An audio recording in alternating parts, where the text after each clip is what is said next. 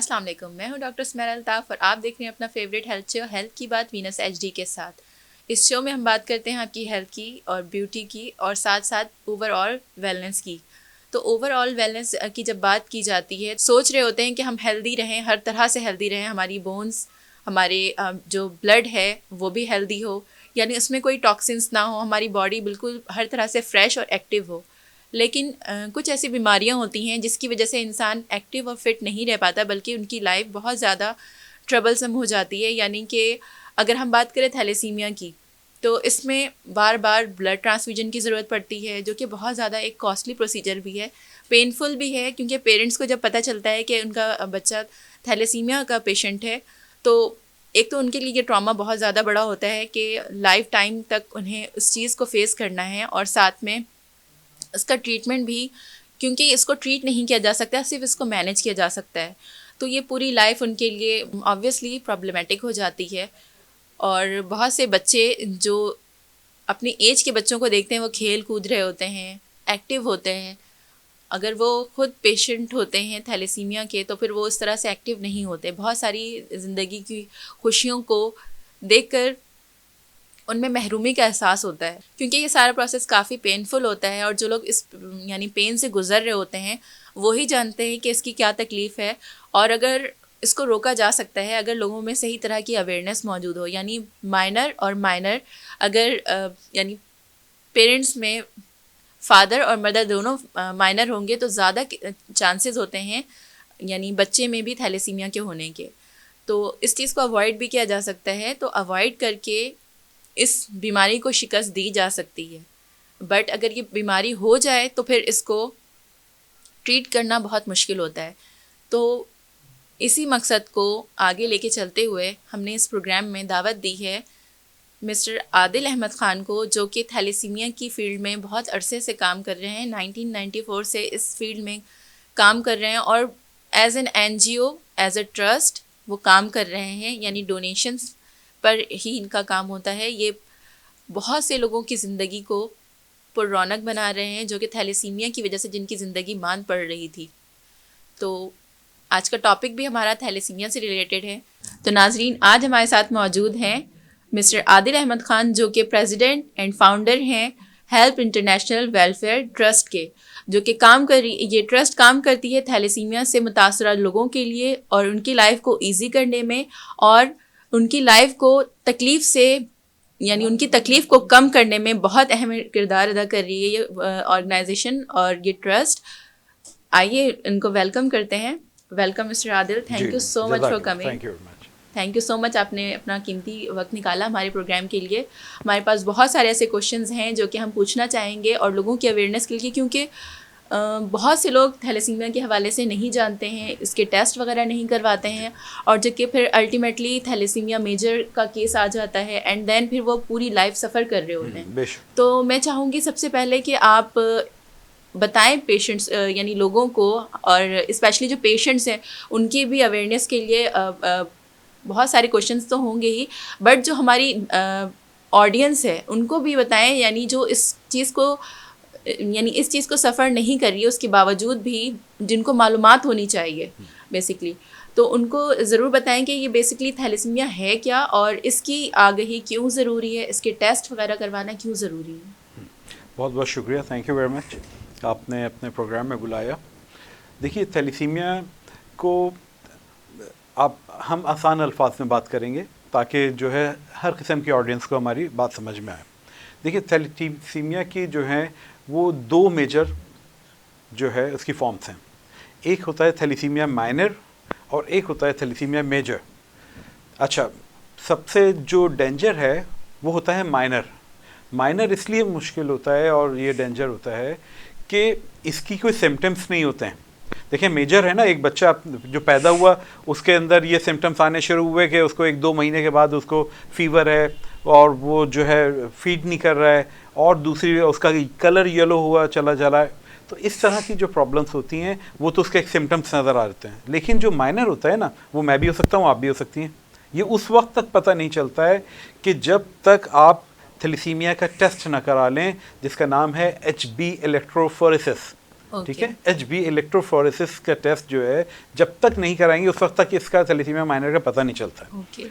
तो होता यह है कि जो थैलेसीमिया में कि ये कैसे होता है, सबसे पहले ये कि ये होता है, अच्छा ये कोई ऐसी बीमारी नहीं है नज़ला जुकाम खांसी बुखार, ये जेनेटिक होता है। ये माँ के पेट से बच्चा ये बीमारी लेकर आता है और इसी बीमारी के साथ, इसी जीन्स के साथ ये दुनिया से जाता है। आज तक कोई दवा, कोई इलाज थैलेसीमिया का आज तक दरियाफ्त नहीं हुआ। हाँ, क्या हुआ है इसके अंदर, क्या इसमें बहुत सारी नई चीज़ें आ गई जिसकी वजह से इन बच्चों की ज़िंदगी बड़ी अच्छी हो गई और आगे आने वाले कुछ अरसे में जो है वो अभी हम आगे इंशाल्लाह बात करेंगे, तो बहुत अच्छी चीज़ें इसके अंदर आ गई हैं। ओके। तो देखें ये थैलेसीमिया होता कैसे है। देखिए थैलेसीमिया की जो 2 फॉर्म्स मैंने बताई, 3 होती हैं। एक इंटरमीडिया होता है जो दरमियानी कैफियत होती है, वो इतने ज़्यादा कॉमन नहीं है, बस मेजर एंड माइनर 2 पे बात करेंगे। ओके। तो माइनर जो है वो ये होता है कि 2 माइनर्स, मैं भी माइनर हूँ और जिससे मेरी शादी हुई मेरी पार्टनर, अगर वो भी थैलेसीमिया माइनर और हमें पता ही नहीं सारी जिंदगी, क्योंकि हमें ज़रूरत ही नहीं पड़ी कि हम इलेक्ट्रोफोरेसिस का टेस्ट कराएं, हमें पता ही नहीं। जब ऐसे 2 माइनर्स की शादी आपस में होती है तो 25% ये चांस होता है कि जो बच्चे हमारे हैं वो 25% के थैलेसीमिया मेजर होंगे। अच्छा, मेजर क्या होता है मैं अभी बता दूंगा। और बाकी 25% ये होता है कि वो माइनर होंगे, ठीक है। और 50% माइनर के ऑफस्प्रिंग्स माइनर भी हो सकते हैं। हाँ, ये बात, माइनर भी हो सकते हैं 25% और मेजर भी 25, और 50% ये है कि ठीक होंगे। ओके, ठीक है, ये भी होता है। लेकिन जैसे फीवर होता है ना, किसी को 99 है तो किसी को 102 है, 104 है, वो कितना शिद्दत से उनके जिस्म में उसके जो उसका जीन है उसकी क्या शिद्दत है, उसकी वजह से बहुत से लोग ऐसे होते हैं जिनके हर बच्चा मेजर पैदा हो रहा था। वरना क्या होता है कि 2 बहन भाई ठीक हैं, तीसरा मेजर पैदा हो गया। इस तरह से हो रहा होता है कि 2-3 भाई ठीक हैं, बहन भाई ठीक हैं और एक मेजर हो गया, फिर दूसरा सही हो गया, फिर तीसरा मेजर हो गया। तो इस तरह से भी होता है। तो असल में जो अवेयरनेस है वो ये है कि हमें 2 थैलेसीमिया माइनर्स की शादी को रोकना है। अच्छा, वो सिर्फ उस सूरत में जो है वो रुक सकती है कि जब हम वो टेस्ट कराएं। अच्छा, हमारा माशरा ऐसा है, हम लोगों को तो जानबूझ के जाहिल रखा गया है ना, तालीम तो दी नहीं, शऊर तो है नहीं। स्कूल लेवल से हम लोग को, ग्रास रूट से हमें पता होना चाहिए बच्चों को अवेयरनेस। अब ब्लड डोनेशन है, उसके ऊपर भी बात करते हैं, तो हम लोग को ये सिखाया ही नहीं गया, बताया ही नहीं गया। अब आजकल आप जैसे होस्ट जो हैं, जो लोग ऐसे प्रोग्राम्स कर रहे हैं कि जो कि ये भी कार्य सवाब है जो आप इस वक्त प्रोग्राम कर रही हैं कि एक भी आदमी अगर बच गया, हमारे नबी की हदीस है ना, प्यारे नबी की, कि जिसने एक जान बचाई उसने पूरी इंसानियत को बचा लिया, है ना। तो वो ये थोड़ी है कि वो छलांग लगा रहा था। बहुत खुशी हो रही है बात बताते हुए कि आप 1994 से इस कार्यक्रम में, और बहुत इम्पोर्टेंट ये काम है, और इतने लोगों की लाइफ सफ़र कर रही होती है इसी कंडीशन की वजह से। बहुत से लोगों को तो पता ही नहीं होता, इतने साल वो इलाज ही करवा रहे होते, उनको डिटेक्ट ही नहीं हो रहा था कि मसला क्या है। तो आप इसकी अवेयरनेस कर रहे हैं, तो इतनी यानी आप जाने जो है वो बचा भी रहे हैं। एक तरह से आप अवेयरनेस के ज़रिए बहुत से केसेस को रोक भी रहे हैं। तो ऐसे टाइम पे 1994 में तो बहुत कम अवेयरनेस हुआ करती होगी।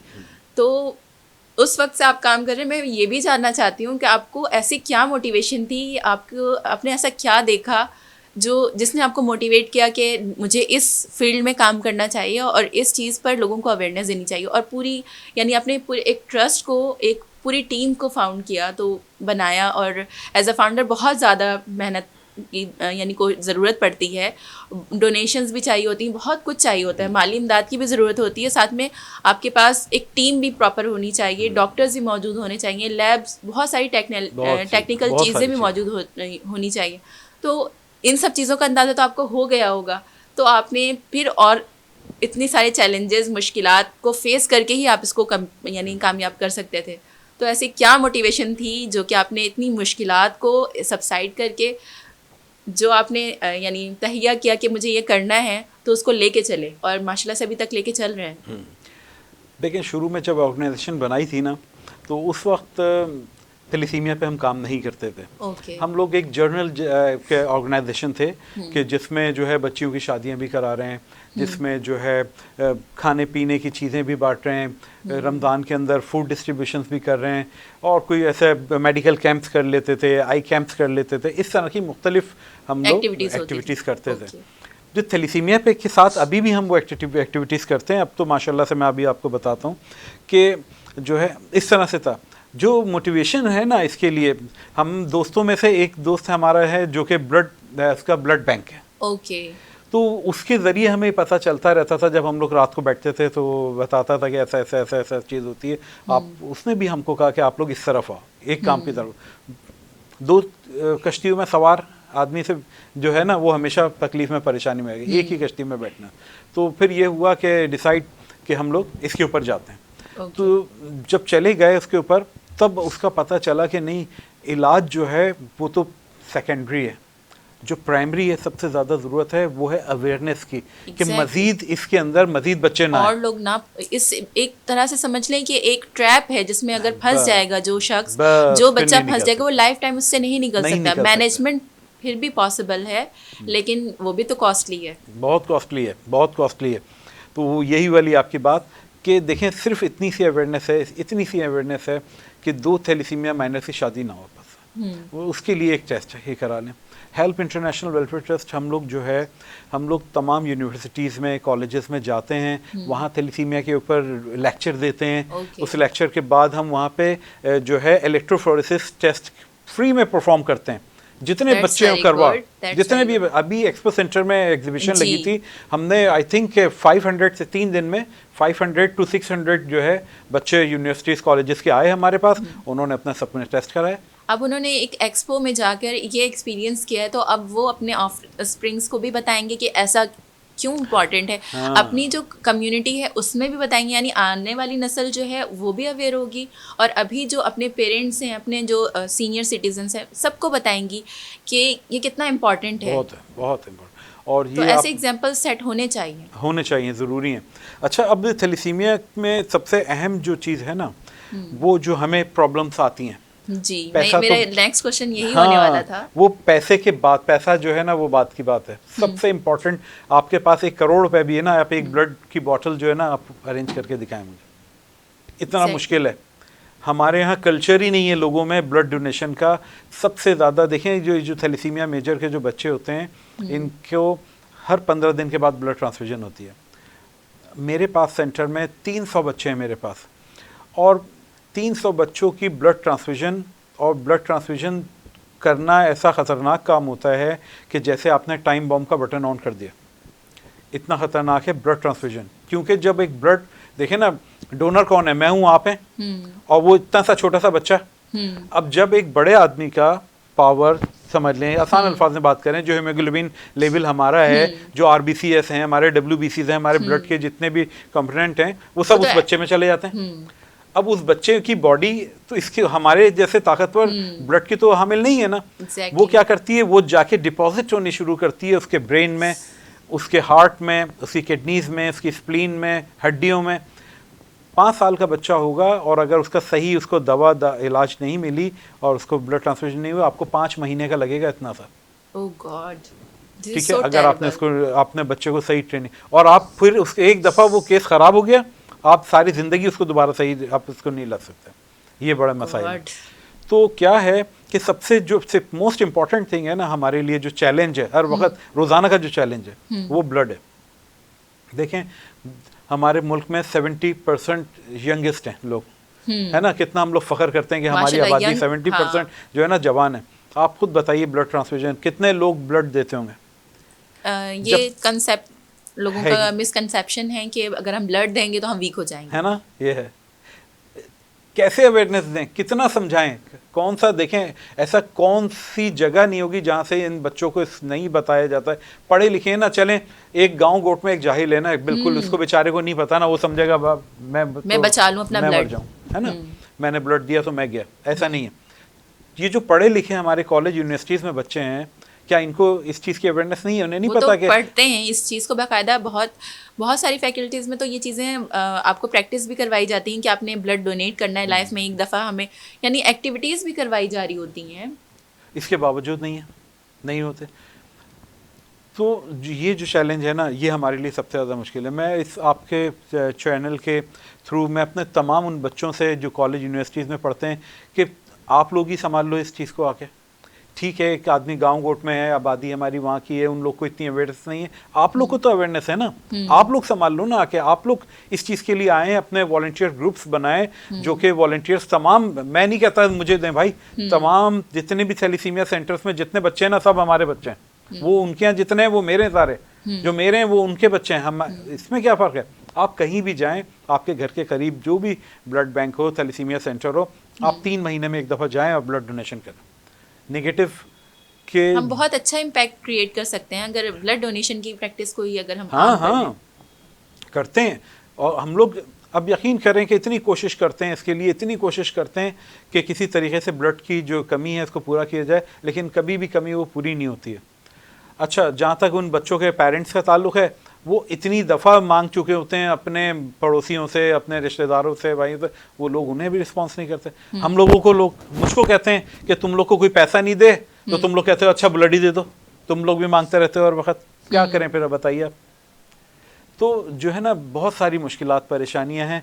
अच्छा, और ऐसा तो नहीं है ना कि एक दफ़ा ब्लड ट्रांसफ्यूजन करवाने के बाद दोबारा नीड नहीं रहेगी। जैसे हमें ग़िज़ा की नीड होती है बार बार, वैसे उनको थैलेसीमिक पेशेंट को बार बार ब्लड की नीड होती है। बिल्कुल बिल्कुल, ब्लड की ज़रूरत पड़ती तो है। इस चीज़ को समझना बहुत ज़रूरी है कि अगर वो ब्लड ट्रांसफ्यूजन के अमल से गुजरते रहेंगे तो वो सेफ़ रहेंगे, और ये उनकी लिए ग़िज़ा की तरह है। हमारे लिए तो हमारी बॉडी में ब्लड खुद बन रहा होता है, लेकिन ज़ाहिर है उन्हें इस हेल्प की ज़रूरत है। तो हमें कोशिश करनी चाहिए एटलीस्ट जितना हम कर सकते हैं उतना ब्लड डोनेट ज़रूर करें, ताकि इस तरह के जितने भी पेशेंट्स हैं उनकी ज़िंदगी बेहतर हो सके, और उनकी ज़िंदगी हम बेहतर इसी तरह से कर सकते हैं, उनकी क्वालिटी ऑफ लाइफ को इसी तरह से बढ़ा सकते हैं कि हम अपनी तरफ से थोड़ी सी डोनेशन अपनी ब्लड की कर सकें। हम पैसे की फॉर्म में अगर हेल्प नहीं भी कर सकते तो किसी ना किसी तरह वॉलंटियरली अब हेल्प कर दें। यानी इन्हें भी हमारी हेल्प की ज़रूरत है, इन्हें भी हमारी तवज्जो की ज़रूरत है। ये भी तो हमारे माशरे का ही हिस्सा है ना। तो नाज़रीन, लेंगे यहाँ पे एक छोटी सी ब्रेक और मिलेंगे ब्रेक के बाद।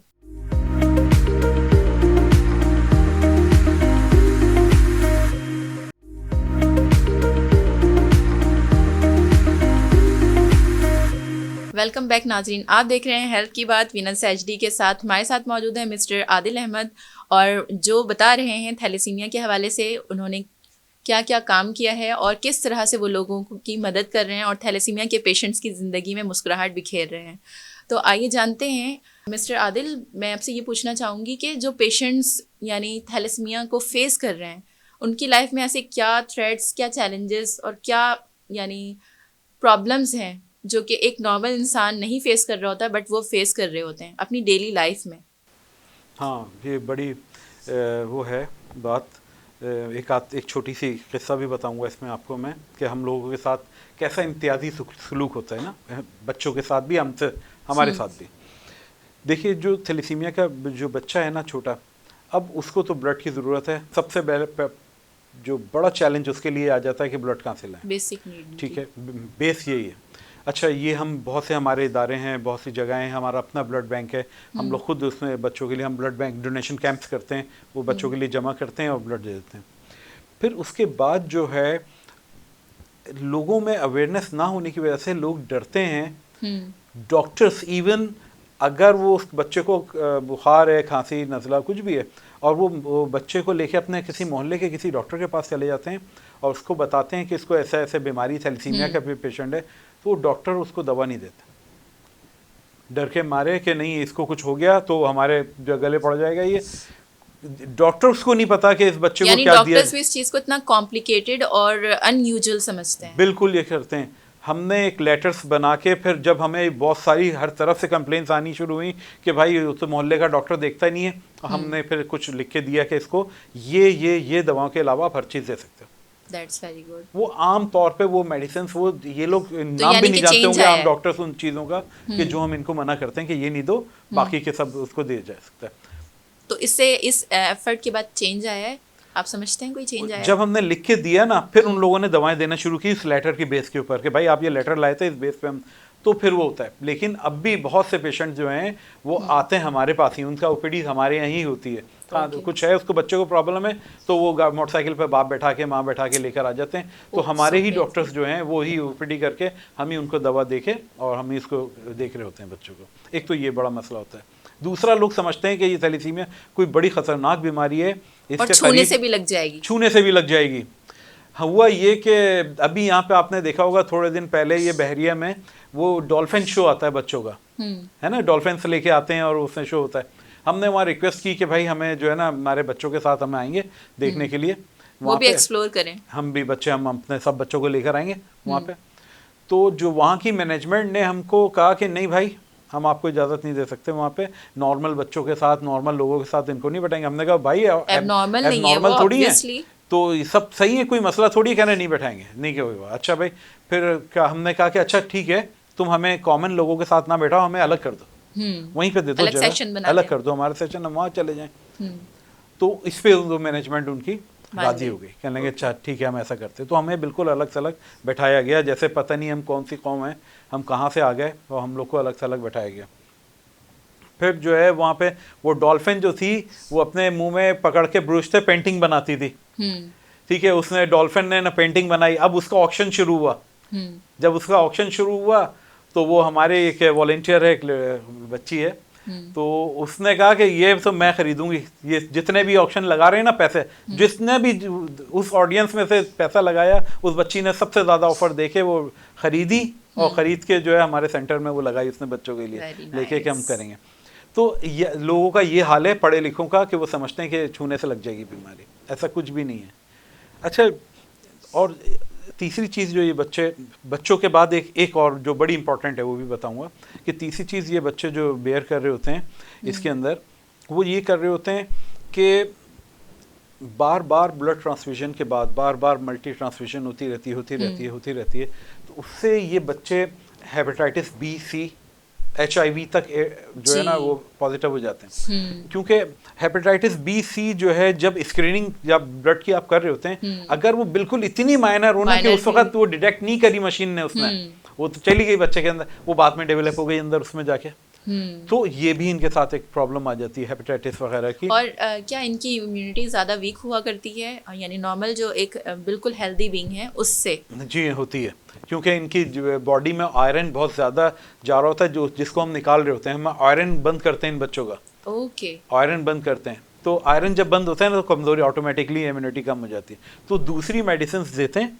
जिससे उसको बहाल रखा जाए उसको। तो फिर भी मेंटेन करते हैं, खाने पीने की सब चीज़ खाएं, दुनिया की हर चीज़ खाएं पिएं, बस आयरन का इस्तेमाल नहीं है, आयरन बंद करते हैं, बाकी ठीक है। अच्छा, एक और जो चीज़ जो बच्चों के अलावा आम तौर पे लोगों के सामने नहीं आती है, आप लोग के सामने नहीं आती, मैं आपके सामने रख रहा हूँ, वो ये होता है कि मेरे पास तकरीबन 7 ऐसी बच्चियाँ हैं जिनको सिर्फ इस बात पे डाइवर्स करी है कि तुम्हारे सारे बच्चे थैलेसीमिया के मेजर बीमार होते हैं। अब भाई कौन उनको समझाए कि यार ये बच्ची का कसूर थोड़ी है, तुम्हारे बच्चे अगर बीमार ये थैलेसीमिया के आ रहे हैं तो इसमें बच्ची का कसूर थोड़ी है कि इतने ही जिम्मेदार तुम हो, क्योंकि माइनर तुम भी हो, माइनर ये भी है, तुम दोनों जिम्मेदार हो, तब तो ये बच्चा है। तो फिर अगर आपने इस चीज़ को अवॉइड ही करना था और इस चीज़ को एलिमिनेट ही करना था, तो आपने पहले जब आपने रिश्ता किया था उस वक्त आपने टेस्ट करवा के देखना नहीं किया, और जब पहला बच्चा तुम्हारा आया हमने उसको अवेयर किया कि देखो तुम ये एहतियात करोगे ना तुम्हारे सब बच्चे नॉर्मल होंगे, ठीक है, सब बच्चे नॉर्मल होंगे, हमने उनको अवेयर भी कर दिया, उसके बावजूद तुम नहीं करते उसके ऊपर अमल, तो फिर क्या करें हम, फिर तो गलती आपकी, ठीक है। और उसके बाद ऐसे बच्चियों को जो है ना डाइवोर्स कर देते हैं माएँ, सबसे ज्यादा बहुत बड़ा जुल्म है ये जहालत है, बेसिकली ये जहालत है। जब आपको जहालत तो लफ्ज ही नहीं है कुछ इसके लिए तो कोई और वर्ड बनाना पड़ेगा आपको, जहालत तो कोई लफ्ज ही नहीं है इसके लिए। तो ऐसे जालिम माशरा है हमारा, वो बिल्कुल मानने को तैयार नहीं है कि मर्द के अंदर कोई प्रॉब्लम हो सकती है, नहीं, सारी खराबियाँ की जड़ जो है ना ये इसमें ही है, औरत में। ये है हमारा माशरा, ये हमें सिखाया पढ़ाया गया। तो इन प्रोग्राम्स की वजह से लोगों में ये अवेयरनेस आनी चाहिए, लोगों को पता लगना चाहिए कि नहीं, ये जेनेटिक बीमारी, ये माँ बाप दोनों जब तक माइनर नहीं होंगे तब तक बच्चे में नहीं आएगी, किसी भी सूरत में नहीं आ सकती। ये कहीं से कोई ब्लड, किसी भी इंजेक्शन से, किसी दवा के रिएक्शन से, किसी के भी लगने से ये बीमारी नहीं आती, ये जेनेटिक है, ये जेनेटिक बीमारी। तो ये चीज़ आ गई। मैंने आपको इसका एक रुख ये भी दिखाया कि ये इनकी माओं को भी जो है ना वो झेलना पड़ता है। अच्छा, अब काफ़ी देर से हम लोग डरावनी बातें कर रहे थे, कुछ अच्छी बातें भी। एग्जैक्टली मैं अच्छी बात यही भी जानना करनी चाहूँगी कि अब जो पेशेंट्स हैं यानी थैलेसीमिया के जो पेशेंट्स हैं उनके लिए खुशखबरी क्या है हाँ, और बड़ी। क्या क्या यानी उनकी लाइफ को इजी करने के लिए क्या क्या सहूलियात अब अवेलेबल हैं हाँ, और आपकी ऑर्गेनाइजेशन या आपकी ट्रस्ट जो है वो किस तरह से लोगों को यानी फैसिलिटेट कर रही है। जी जी, बहुत अच्छी बात है। देखें, आज से 10-15 साल 20 साल पहले जब आँख का ऑपरेशन होता था ना, तो आपको याद होगा शायद कि 1 महीने तक पट्टी बंधी रहती थी, जाते थे पट्टियाँ बदलवा के आते रहते थे 1 महीने 2 महीने। अब क्या होता है, ऑपरेशन करा आधे घंटे में चलो घर अपने, है ना। बाईपास होता था आज से 15-20 साल पहले, तो क्या होता था 1 साल का बेड रेस्ट होता था ना। अब क्या होता है, मेरे वालिद साहब का हुआ था, चौथे दिन उन्होंने बोला चलें घर। अब हमने बोला डॉक्टर साहब हम ऊपर 2nd फ्लोर पे है हमारा, उन्होंने बोला जीना चढ़ के जाइएगा आप खुद, जबकि मेरे वालिद साहब की उम्र 70 ईयर्स है माशाल्लाह से। तो आप देखें एडवांसमेंट आ रही है, आई है ना एडवांसमेंट, बहुत सी चीज़ों में आ गई। इसी तरह से अब आनी चाहिए क्योंकि अब हम जिस एरा में हैं उसमें बहुत एडवांसमेंट की नीड भी है। अगर नहीं लेकर आएंगे तो बहुत पीछे रह जाएंगे, बहुत पीछे रह जाएंगे। अब इसी तरह से थैलेसीमिया के लिए भी देखें, ये डिसऑर्डर जो है ना, ये तो बाय बर्थ है और जीन में हमारे शामिल है, ठीक है। इसको तो हम नहीं कर सकते, निकाल नहीं सकते। लेकिन कर क्या सकते हैं, अब ये कर सकते हैं कि ऐसी मेडिसिन अब आ गई हैं कि जिसके लिए बच्चे को पहले हम प्रिपेयर करते हैं। तकरीबन 3-4 महीने बच्चे को प्रिपेयर करने में लगते हैं। उसके बाद वो एक दवा है शुरू आई है, उसकी एक फॉर्म आती थी पहले, लेकिन उसी की एक रिफाइंड फॉर्म और एडवांस फॉर्म एक आई है। नाम लेना मुनासिब यूं नहीं है कि वो लोग अपने तौर पे लेके इस्तेमाल शुरू कर देते हैं, तो हम मेडिकेशन किसी तो मेडिसिन का नाम नहीं लेंगे यहाँ पे। तो और इस कॉम्प्लिकेटेड केस में, थैलेसीमिया के केस में खुद से अगर आप समझेंगे कि पैसे बच जाएंगे या लाइफ थोड़ी इजी हो जाएगी, तो आपकी लाइफ और ज़्यादा मुश्किल हो सकती है इसकी वजह। तो सेल्फ मेडिकेशन बिल्कुल नहीं कर सकते इसके अंदर। तो जो है कुछ ऐसी मेडिसिन सब आ गई हैं कि जिनसे इस्तेमाल से ब्लड ट्रांसफ्यूजन का जो ड्यूरेशन है, जो 15 दिन का है, वो 2-4 महीने 6 महीने तक बढ़ सकता है। और कुछ केसेस ऐसे हैं कि जिसके अंदर आपको दोबारा ब्लड ट्रांसफ्यूजन की जरूरत ही नहीं है। अमेजिंग, ऐसा हो सकता है? बिल्कुल हो सकता है और हो गया, अल्हम्दुलिल्लाह हो रहा है। और जो सिर्फ बच्चा जो है आपका वो मेडिसिन के ऊपर मेंटेन करता है। ज़बरदस्त। तो अल्हम्दुलिल्लाह, अल्लाह का लाख लाख शुक्र है, हेल्प इंटरनेशनल का जो हमारा blood bank and thalassemia centre है, हम अपने तमाम बच्चों को सबसे पहले हमने ये करा कि हमारे जितने भी बच्चे हैं हम सब पहले उस प्रोसीजर के ऊपर डालें। हम अपने 300 बच्चों को लेके जा रहे हैं उसके ऊपर से। हमने जो अभी ट्रायल्स किए हैं इसके, तो इसमें हमने तकरीबन 72 बच्चों को इस पर ट्रायल पे लेके गए थे। तकरीबन 40 के करीब ऐसे बच्चे हैं जिनका ट्रांसफ्यूजन बंद हो गया। ओह, दैट्स वेरी ग्रेट। जो 15 दिन में आते थे वो 2-2 महीने पे चले गए।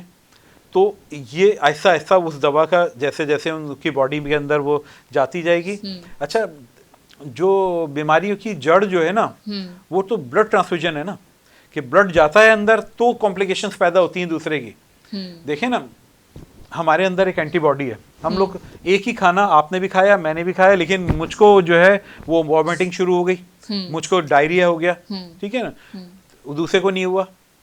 उसकी वजह ये होती है कि हमारे अंदर जो है एंटीबॉडीज़ होती हैं। जो भी चीज़ गई ना हमारे जिस्म के अंदर, वो हमारी बॉडी एक्सेप्ट नहीं करती है। जो हमारे एंटीबॉडीज़ हैं ना, फ़ौरन लड़ने के लिए आ जाते हैं, कहते हैं इसको निकालो बाहर, इस चीज़ को जो अंदर आई है। जब ही तो ये वॉमिटिंग होती है, उल्टी होती है, एक्सपेल आउट कर देती है उसको। सही है, वो कहते हैं इसको निकालो बाहर। और जब ब्लड जाता है जिस्म के अंदर बच्चे के, तो वो दोबारा एक्टिव हो जाते हैं। वो कहते हैं इसको एक्सेप्ट ही नहीं करेंगे हम। अंदर जंग शुरू होती है, उस जंग को ख़त्म करने के लिए हम मेडिसिन देते हैं, जैसे कहते हैं कि नहीं नहीं नहीं नहीं, तुम्हारा रिश्तेदार है, तुम्हारा भाई है, रहने दो रहने दो रहने दो। तो क्या होता है कि वो हम उनको कंट्रोल कर लेते हैं इस तरह से मेडिसिन से, ताकि उसको रिएक्शन ना हो। ब्लड रिएक्शन जो आता है ना, वो यही तो होता है कि वो उसका नहीं कर रहा होता। तो ये मेडिसिन भी जो अब नई आई है, जो नई प्रोसीजर आया है, इसके अंदर भी ये कि ये तकरीबन 70% बच्चों को सूट करता है, 30% को सूट नहीं करता। अच्छा, जिसको नहीं करता, उनके साथ क्या होता है? जिनको नहीं करते होता है, उसके साथ जो है वो ये कि जो नॉर्मली जो प्रोसीजर अभी चल रहा है इसी के ऊपर रखेंगे उनको। इन बच्चों को भी इसी प्रोसीजर पे रखा गया था कि आने वाले दिनों में जो है कोई ऐसी चीज़ और आ जाए कि जो उनके लिए सूटेबल हो, तो अभी मेजॉरिटी के लिए आ गई है दवा। हमने स्टार्ट कर दिया है अपने सेंटर में। आपके प्रोग्राम को उसके तवज्जुह से जो लोग अपने बच्चों का ओपीडी वगैरह कराना चाहें, उस प्रोसीजर पे लेकर आना चाहें थैलेसीमिया के बच्चों को, तो हमारे यहाँ जो है ओपीडीज हमसे रब्ता करें सेंटर पे हमारे, हम टाइमिंग देंगे उनको और बच्चों की ओपीडीज अपनी कराएं। इलाज शुरू करवाना है तो उनका बच्चों का भी इलाज शुरू हो सकता है हमारे। ओके, तो क्या आपकी ऑर्गेनाइजेशन, क्योंकि ये ट्रस्ट है, तो क्या लोग एक्सपेक्ट कर सकते हैं कि इतना ज़्यादा कॉस्टली है, बस ब्लड ट्रांसफ्यूजन के बाद कॉम्प्लिकेशंस का आप भी बता रहे हैं, इसके अलावा मेडिसिन्स हैं वो भी ऑब्वियसली महंगी हुआ करती होंगी, तो क्या सारी चीज़ें आप लोग यानी फ्री ऑफ कॉस्ट प्रोवाइड करते हैं या फिर इसके लिए कोई यानी प्रोसीजर है, कुछ ऐसा है? देखिए, जो हमारे सेंटर में रजिस्टर्ड पेशेंट्स हैं बच्चे 300, एक पैसा भी चार्ज नहीं है। कैश डोनेशन का कैश काउंटर ही नहीं है हमारे सेंटर में। एब्सोल्युटली हर चीज़ फ्री है। ब्लड तमाम टेस्ट, ओपीडीज, तमाम दवाएं सब बिल्कुल फ्री हैं उन बच्चों के लिए जो रजिस्टर्ड हैं। जो अनरजिस्टर्ड हैं बाहर के, उनकी हम ओपीडी करके और उनको जो है डॉक्टर जैसे एक नुस्खा लिख के देता है कि आपने पहले ये करना है, स्टेप पे सेकंड ये करना है, थर्ड ये करना है, फिर ये मेडिसिन, इस तरह से हम उनको बता के और मेडिसिन वगैरह उनको बता देते हैं। और वो जगह भी देते हैं, उन लोगों से भी मिलाते हैं कि जहाँ 100 रुपये वाली दवा 20 रुपये में मिल जाए। ओके, तो अगर कोई पेशेंट है और वो आपका रजिस्टर्ड पेशेंट बनना चाहता है, या ऑब्वियसली उनके लिए ज़्यादा इजीली यानी चीज़ें हो जाएंगी, और तो फिर वो सारी फैसिलिटीज़ किस तरह से अवेल कर सकते हैं, रजिस्ट्रेशन कैसे हासिल कर सकते हैं? देखिए, रजिस्ट्रेशन का क्राइटेरिया जो है वो ये होता जैसे है आप कि हम समझ लें कि अगर कोई ये शो देख रहा है या वैसे ही आपका मैसेज उनको पहुंचता है और वो चाहते हैं कि ऑब्वियसली सारी चीज़ें इजीली, प्रोसीजर्स सब सारी चीज़ें इजीली हो जाया करें, तो वो किस तरह से आपसे कांटेक्ट करें और रजिस्ट्रेशन किस तरह से करवाएं? देखिए, रजिस्ट्रेशन जो है वो लेने का मतलब ये है कि 20,000 पर मंथ। ओके। एक बच्चे पे 20,000 रुपये महीना हमारा खर्च होता है। ओके। आजकल जो हालात हो गए हमारे मुल्क के, ये समझ लिए कि 70% डोनर पाकिस्तान छोड़ के जा चुका है। वो लोग जो 10-20 हज़ार 50,000 महीना यूँ भेज देते थे हम लोग को, ऐसे 70% चले गए। तो क्या हुआ है कि हमने भी मजबूरन जो बच्चों की रजिस्ट्रेशन का जो प्रोसेस है उसको और टाइट करना पड़ा हमें कि हम किसी तरह से इसको कम करें, हल्का करें।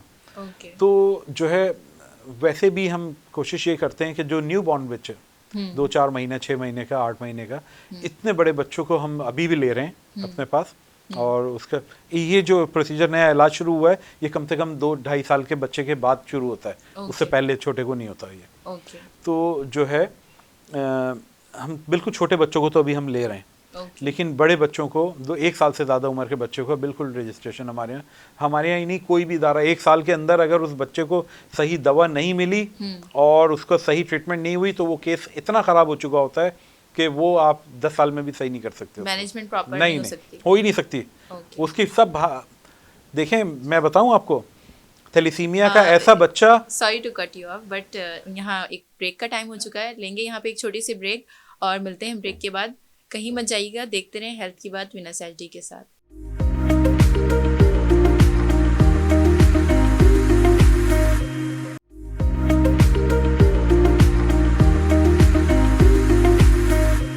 वेलकम बैक नाज़रीन, आप देख रहे हैं हेल्थ की बात वीनस एचडी के साथ। तो सिलसिला जहाँ से टूटा था वहीं से कंटिन्यू करेंगे। मैं चाहूँगी जो रजिस्ट्रेशन की बात आप कर रहे थे उसे कंप्लीट करें। देखिए, मैं ये कह रहा था आपसे कि जो हम कहते हैं ना कि 1 साल में केस बिगड़ जाता है, ये वो आप यकीन जाने कि जो थैलेसीमिया का केस बिगड़ जाता है ना 1-2 साल के अंदर, ऐसा उस बच्चे की कंडीशन इतनी ख़राब हो जाती है कि आप उसको हाथ भी नहीं लगाते हैं डर के मारे।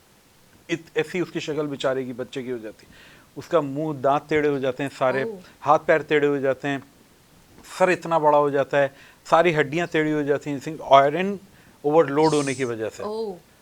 आयरन ओवरलोड, देखिए जब बच्चे में वो चीज़ गई ना, आपका मेरा ब्लड बच्चे में चला गया, तो हमें एक्स्ट्रा जो भी चला गया ना उसको निकालना होता है, उसको चिलेट करना होता है। इसे कहते हैं आयरन चिलेशन।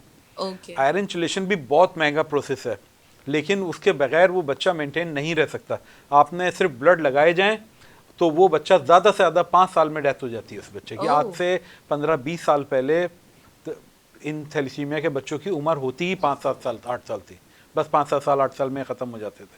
अब जो आपको ये बड़े बड़े बच्चे नज़र आ रहे हैं, सब सेहतमंद खेलते कूदते नज़र आ रहे हैं, मैं आपसे रिक्वेस्ट करूँगा आप अपना कोई प्रोग्राम हमारे सेंटर में रखें, आप वहाँ आएँ और आप वहाँ रिकॉर्ड करें प्रोग्राम, और आप देख के बड़ी हैरान होंगी और बहुत खुश होंगी देख के कि हमने जो अपना सेंटर बनाया, एक स्टेप पे आपको नहीं लगेगा कि ये कोई खैराती अस्पताल है।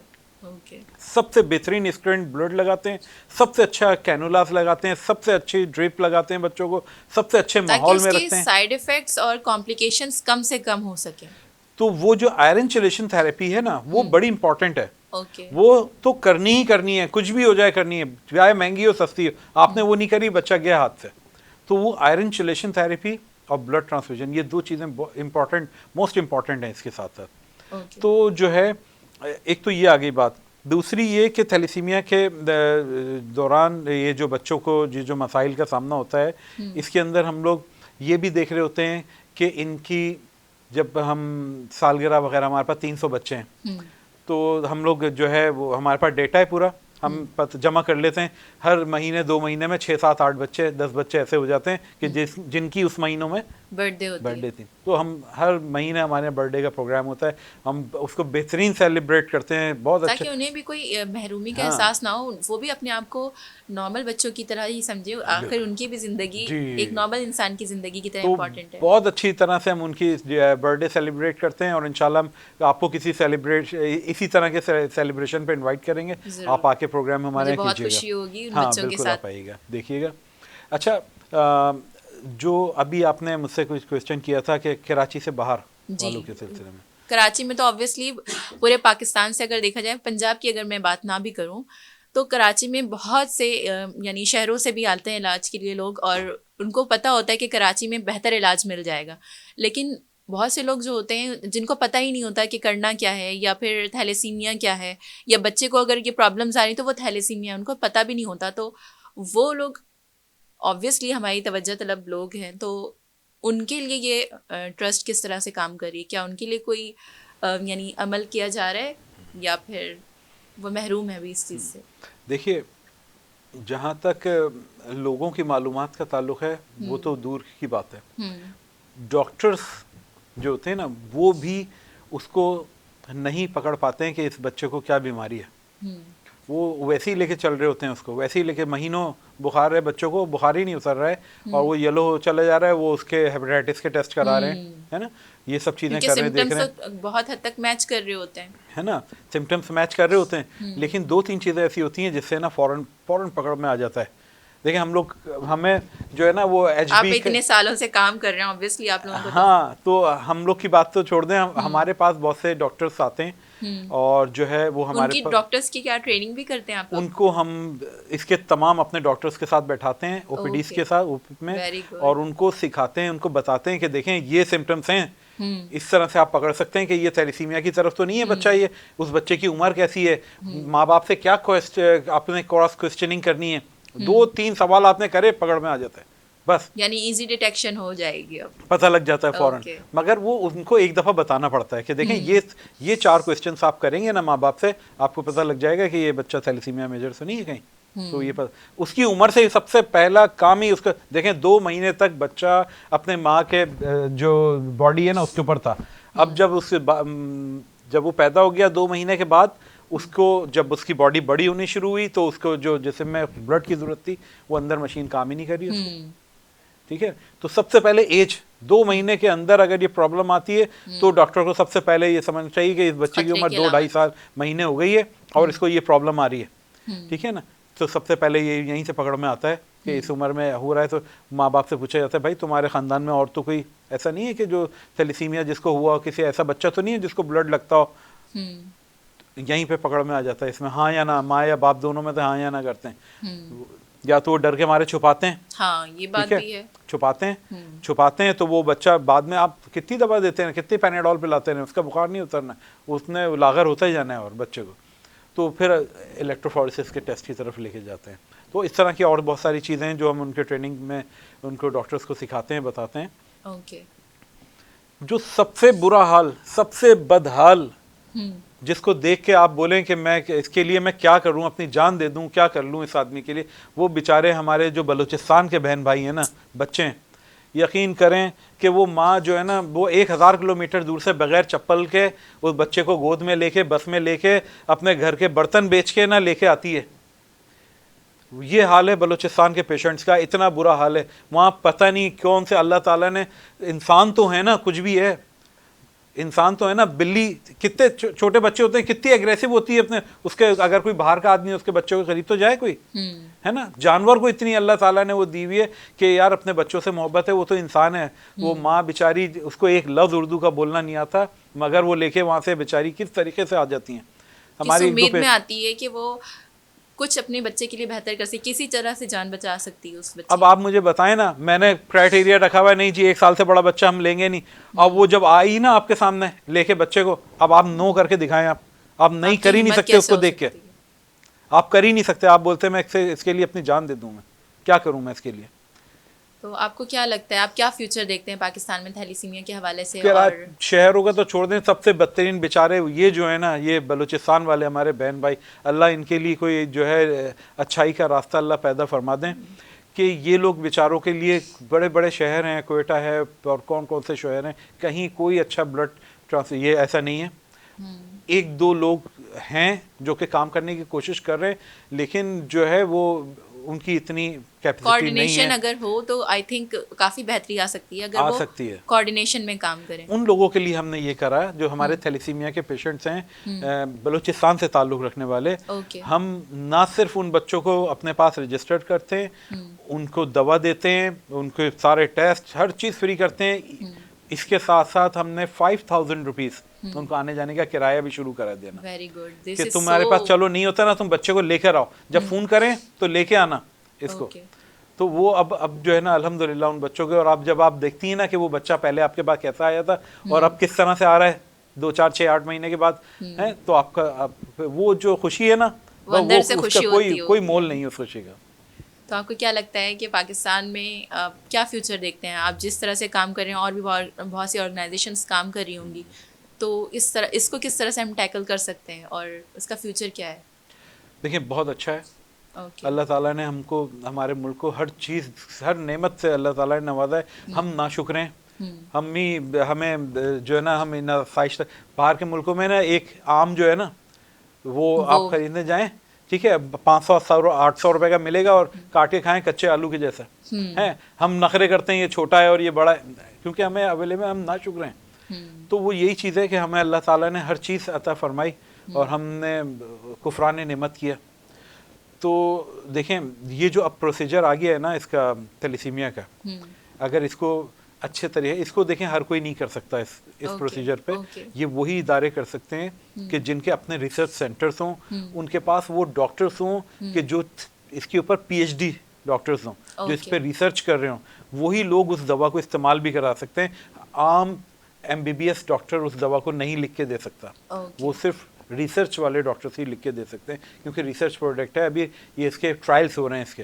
ठीक है ना? तो आप क्योंकि प्रोग्राम का हमारा वक्त ख़त्म हो चुका है और बहुत सारे ऐसे क्वेश्चंस हैं जो कि अभी मज़ीद किए जा सकते हैं और लोगों की अवेयरनेस के लिए बहुत ज़रूरी भी हैं। इंशाल्लाह हमारी कोशिश होगी हम दोबारा आपको इनवाइट करें। तो मैं चाहूँगी प्रोग्राम के एंड में एक अच्छा सा मैसेज, ऐसा मैसेज दें जो लोगों के लिए अभी बहुत ज़्यादा क्रूशल है और जिससे लोगों की लाइफ में बहुत अच्छा इम्पैक्ट आए। मैं समझता हूँ, वो कहते हैं ना कि गुड़ ना दो, गुड़ जैसी बात तो कर लो। तो सिर्फ मदद जो है ना वो पैसे से नहीं की जा सकती। जो ब्लड है ना, ये एक ऐसी प्रोडक्ट है कि आपके पास कितने ही पैसे हों, आप किसी स्टोर से जाके ख़रीद के नहीं ला सकते। सिर्फ एक ये मेरी रिक्वेस्ट है अपने सारे स्टूडेंट से, अपने सब बहन भाइयों से, कि जिनकी भी अल्लाह ताला ने जिनको सेहत दी है वो हर 3 महीने के बाद ब्लड डोनेशन करें। इन बच्चों की जो लाइफ लाइन है वो ब्लड है।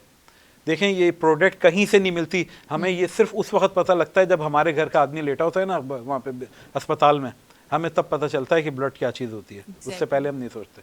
तो ब्लड डोनेशन करें सब लोग, और जो है यही बहुत बड़ी अल्लाह की नेमत है जो अल्लाह ताला ने फ्री में हमें दी हुई है, और हमें चाहिए कि हम फ्री में ही अपने बहन भाइयों के लिए डोनेट करें। वेरी वेरी वेरी नाइस, और बहुत बहुत अच्छा मैसेज दिया आपने। इंशाल्लाह इस प्रोग्राम के थ्रू ही जो लोग देखेंगे, इंशाल्लाह माशरे में चेंज आएगा और लोगों को अवेयरनेस भी मिलेगी। Thank you so much for coming, और इतनी सारी बहुत सारी इन्फॉर्मेशन और बहुत सारी बातें तो बहुत लोग जानते हैं, बहुत यानी जो रिसर्च कर रहे होते हैं उनको पता होता है, मगर नॉर्मली हमारी कम्युनिटी में इस तरह की डिस्कशंस होनी चाहिए और लोगों को पता होना चाहिए कि ये कितना क्रूशल मामला है और इस पर लोगों की अवेयरनेस से लोगों की जानें भी बच सकती हैं और इस तरह के केसेस बहुत हद तक मिनिमाइज़ भी हो सकते हैं। तो नाजरीन, ये था आज का हमारा प्रोग्राम। उम्मीद करती हूँ आप सबको बहुत पसंद आया होगा। मिलेंगे नेक्स्ट वीक इंशाल्लाह। तब तक रखिएगा अपना बहुत ज़्यादा ख्याल और मुझे रखिएगा दुआ में याद। अल्लाह हाफ़िज़।